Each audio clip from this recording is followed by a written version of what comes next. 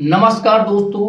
9 सितंबर की तारीख याद रखिए, क्योंकि इस दिन मोदी और शाह की हालत वैसी होगी जैसे बोर्ड परीक्षा में वो छात्र जिसकी तैयारी सिर्फ जय श्री राम लिखकर कॉपी जमा करने की हो, यानी टेंशन, डर और भीतर से खोखलापन।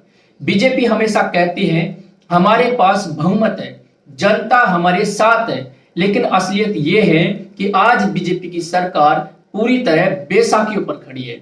एनडीए के सहयोगी दल ऐसे हैं जैसे किराए पर लिए गए रिश्तेदार शादी में फोटो खिंचवाने आते हैं लेकिन गिफ्ट लाना भूल जाते हैं।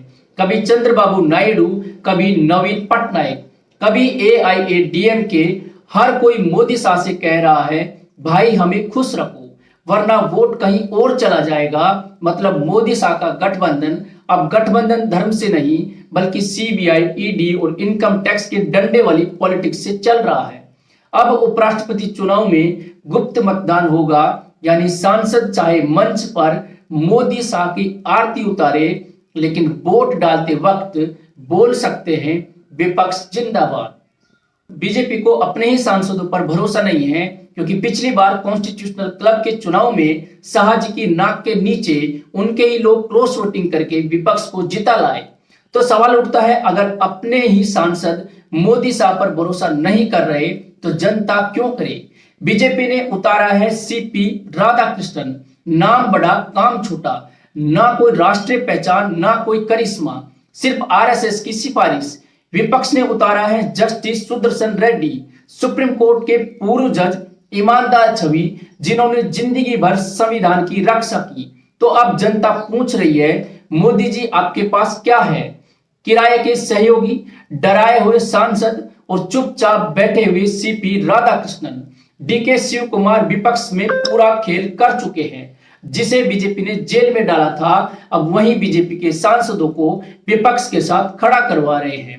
एआईएडीएमके बाहर से मोदी के साथ, अंदर से शिव कुमार के साथ, यानी बीजेपी के सहयोगी अब बीजेपी को ही डबल क्रॉस कर रहे हैं। नवीन पटनायक मोदी के दोस्त होने का दावा करते हैं लेकिन रेड्डी को समर्थन देने की तैयारी कर चुके हैं। बीजेपी समझ रही है कि नवीन साथ है, लेकिन हकीकत यह है कि नवीन खुद मोदी जी को बोझ मान चुके हैं।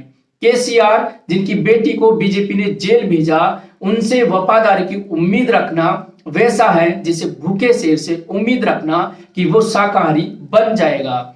मोदी जी का नारा है सबका साथ सबका विकास, असल में है सबका डर बीजेपी का विकास। अमित शाह को कहते हैं चुनाव के चाणक्य, लेकिन इस बार शाह जी की चालें वैसी लग रही है जैसे स्कूल का मॉनिटर टीचर की कॉपी चोरी करके भी फेल हो जाए। बीजेपी की हालत ऐसी है जैसे मैच में कप्तान कहे हम तो जीतेंगे ही और पहला ही विकेट हिट निकल जाए। बीजेपी चाहती है कि उपराष्ट्रपति उनका कठपुतली बने ताकि संसद में विपक्ष बोले तो माइक कट जाए और मोदी जी बोले तो तालियां बजती रहे।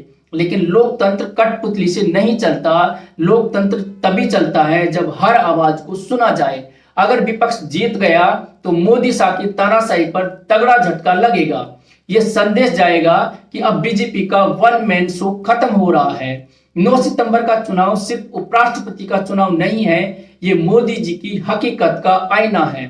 अगर बीजेपी हार गई तो ये साफ होगा कि मोदी जी के 56 इंच का सीना असल में क्रॉस वोटिंग से छोटा पड़ गया।